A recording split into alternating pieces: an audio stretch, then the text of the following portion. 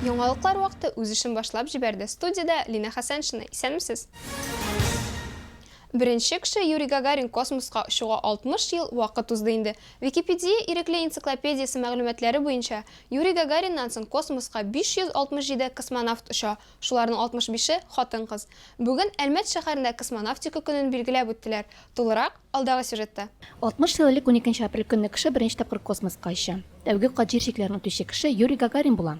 Бүген Әлмәт шәһәрендә космонавтика көнен билгеләп үттеләр. Әлмәт урамнары буенча күңелле музыка астында Юрий Гагарин киемендә аниматор Анатолий Подтёнкин утырган машина йөрде. Динамиклардан Гагаринның очыштан соңгы чыгышы, очыш вакытындагы документаль язмалар яңгырады. Поздравляю всех жителей Әлмәт шәһәре халкын һәм бөтен галәмне космонавтлар көне белән котлыйм.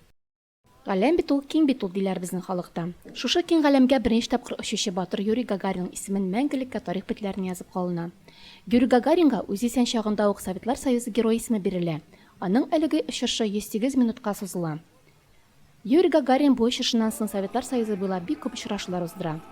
Мәктәпләрдә ул көтелгән кунак, замана герой була. Бүген дә ул чорны кабатлап аниматор космонавт киемендә инженерлар лицейына кунак булып барды. Кунакны күргәч, укучы балаларның йөзләрендә зур кызыксыну, горурлык сизелә иде. Без бүген укучыларга шушы бәйрәм белән Гагаринның батырлыгын күрсәтергә булдык. Һәм сезне барыгызны да космонавтлар көне белән котлыйбыз. Асу Амирова, Дамир Курбанов, яңалыклар вакыты, Луч Әлмәт телекомпаниясе. Шимбә көнне Россиянең 1000-нән артык шәһәрендә, дөньяның 70-тән артык илендә халыкара тоталь диктант акциясе узды. Диктантны без дә яздык. Ни булган? Сюжеттан карагыз. Тоталь диктант үз тарихын 2004 елдан алып бара.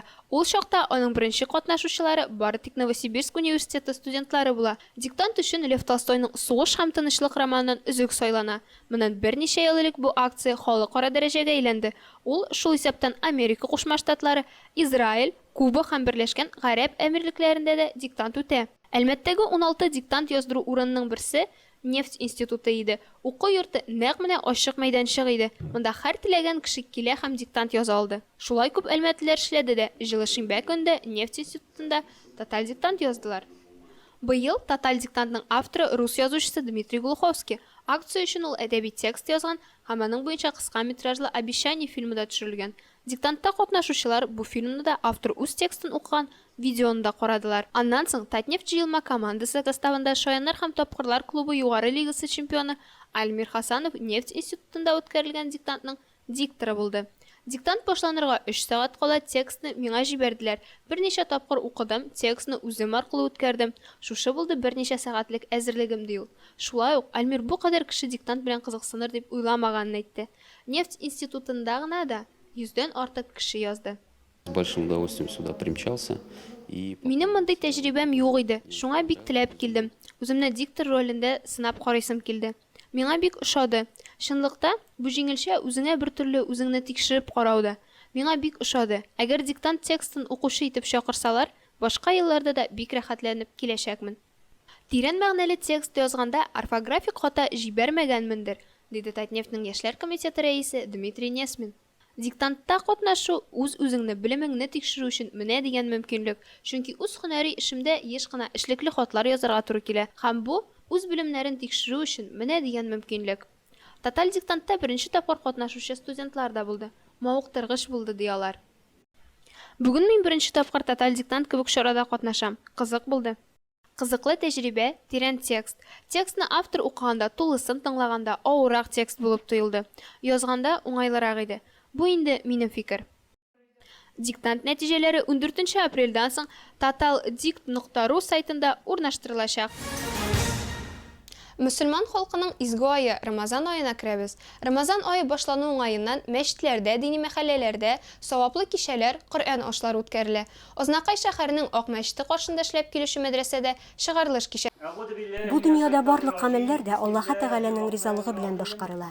Ислам дине безне әдәпле, белемле булырга өйрәтә, чисталыкка, сафлыкка өндәй.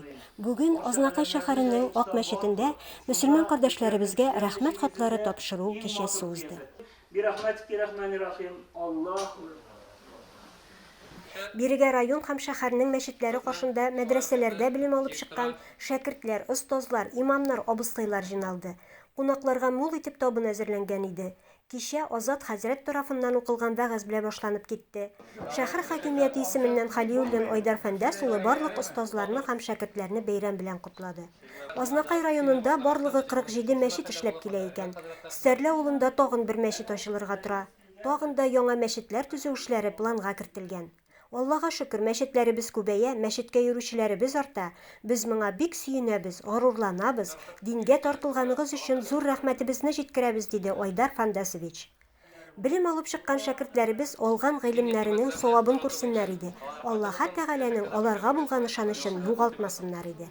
Бик күңелле кичә менә үзебезнең дин кардәшләребезне яңадан да шушы укуга, дин белеме алырга, гыйлем алырга чакырабыз. Чөнки Аллаһ Тәгалә әйткән, ләхеттән алып тәхеткә хәтле гыйлем алырга дип. Илмира Шәрифуллина, Рөстәм Әкбәров, Яңалыклар вакыты, Луч Әлмәт телекомпаниясе. Татар аргамагы дип исемләнгән рәссамнар күргәзмәсе республика буйлап атлый. Аңа стартны Татарстан рәссамнар берлеге һәм Бөгелмә районы Карабаш бистәсе эшмәкәре Фәрит Нәбиуллин бирде. Хәзерге вакытта күргәзмәне республиканың көньяк-көнчыгыш районнарында тәкъдим итәләр. Җәлил бистәсеннән безнең репортаж.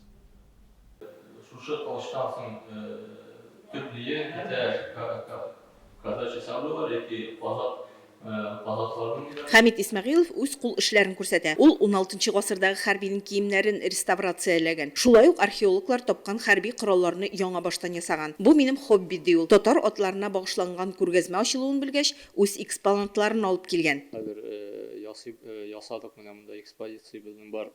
Бу ламелләр доспех, ниләрдән ясалган тимер пластинкалардан, шулай ук кылычлар, сугыш балталары, булар бөтенесе бу тирәләрдә табылган шушы Алтын Урда чорына караган тарихи истәлекләрдән, курганнардан. Татар аргамагы дип исемләнгән күргәзмәдә 80-нән артык картина куелган. Авторлары бөтен Россия рәссамнары, араларында Хакасия Республикасы, Комсомольск-на-Амуре шәһәре, Кыргызстан художниклары бар. Күргәзмәдә картиналар гына түгел, ат кыңгыраулары, ат камчыларында күреп була. Булар Алмакай ат утары экспонатлары. Биредә шулай ук әлеге ат утарында шөгыльләнүче спортчыларның бәйге аударыш ярышларында җиңеп алган грамота медальләре дә куелган. Ленаусидан баштаган иң Баулы, Бөгелмә, Азнакай, менә 5-нче район. Моңынчы без тагын менә татар эшмәкәрләре, бөтен дөнья татар эшмәкәрләре җыенында biz бик матур күргәзмә ясаган идек, шулай ук. Аны инде күреп карап чыкты безнең президент Иптәш Миханов Рөстәм Нургалиевич.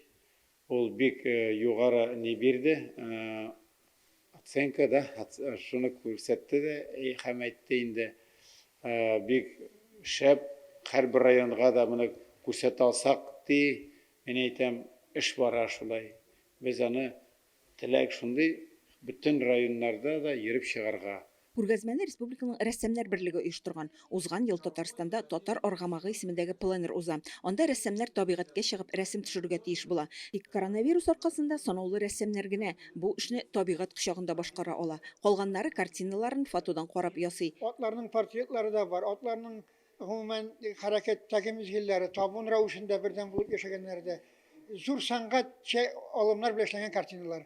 Без куанабыз, рәссамнар берлеге шулай бердән булып, шушы Фәрит Нәбиуллин дустыбызны куәтләп, аның атлары янында набросоклар ясап, карандаш белән шушы зур бер давылга әйләнде, зур хәрәкәткә әйләнде. Ат булган җирдә татар бар, татар булган җирдә ат бар дип әйтә татар халкы. Ат безнең тарихыбыз ул. Дәүләт төзелеше, сәүдә алып бару, барысы да атка барып бәйләнгән. Атлар темасы, татар темасы бит инде ул. Менә шунысы белән ошады бер яктан. Безнең татар халкын ашатканда ат булган, аны йөрткәндә ат булган, безнең татарның бөтен тормышы ат белән үрелеп барган. Шуңа күрә менә бу выставка, бу күргәзмә минемчә быелгы туган телләр һәм милләтләр еллыгы үткән вакытта бик урынлы дип саныйм мин. Күргәзмәне ачу тантанасында Җәлил муниципаль районының хакимият җитәкчеләре, балалар иҗат мәктәбе укучылары, язучылар, рәссамнар килде. Күргәзмә 4 майга кадәр эшләячәк. Айгөл Шәрәфиева, Артем Брюхачев, Луч Әлмәт телекомпаниясе яңалыклары. Нефтебаш қаласында массы күләм хоккей сезоны тәмамланды. Кеше юбилейный спорт сарайында финал уйыннары һәм бердәм эшче хоккей лигасының 3-нче сезоны призерларын һәм җиңүчеләрен бүләкләү булды. Зур күләмле ярышларның төп трофейларына кем лаек булган, без белеп кайттык. 11 апрельдә Әлмәттә Татарстан Республикасының көньяк-көнчыгышының спорт тормышында мөһим вакыйга булды. Татнефть профсоюз комитеты оештырган бердәм эшче хоккей лигасының 3-нче сезоны ябылды. Бу ярышлар белән бер үк вакытта нефть төбәгендә масса күләм хоккей сезоны тәмамланды. Бронза призерлары шимбә билгеләнсә, якшәмбе көнне бер юлы 2 дивизионда плей-офф финаллары узды. Һәр кайсында 6 команда ярышты.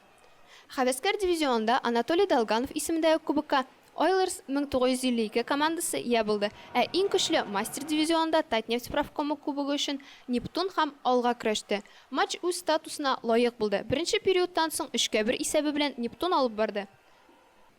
Икенче Алга очрашу барышын әйләндерде. 1-3. Командалар таблода 2-4 белән төп вакыт тәмамланганчы уйнадылар. Җиңүчене билгеләү өчен булит сериясе озакка сузылды. Мастер дивизионында чемпион һәм Татнефть профком кубогына Нептун лаек булды. Икенче ярыш тәмамланганнан соң ЕРХЛ сезонын ябу һәм бүләкләү тантанасы узды. Командалар алдында профсоюз комитеты рәисе Гомәр Яруллин һәм нефтяник башкарма директоры Рөстәм Гатин чыгыш ясады. Соңыннан җитәкчеләр команда һәм шәхси бүләкләр тапшырдылар. Любитель һәм мастер дивизионында иң яхшы капкачылар дип Данил Носов, Максим Артемьев, иң яхшы сакчылар буларак Александр Логинов, Егор Давыдов танылды. Иң яхшы һөҗүмчеләр номинациясендә Руслан Маковей, Олег Артемьев бүләкләнде.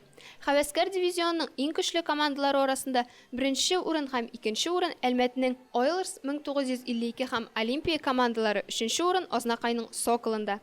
Мастер дивизионның иң көчле командалары беренче урын Нептун Әлмәт, икенче урын Алга Лениногорск, өченче урын Тат Oilgaz Әлмәт.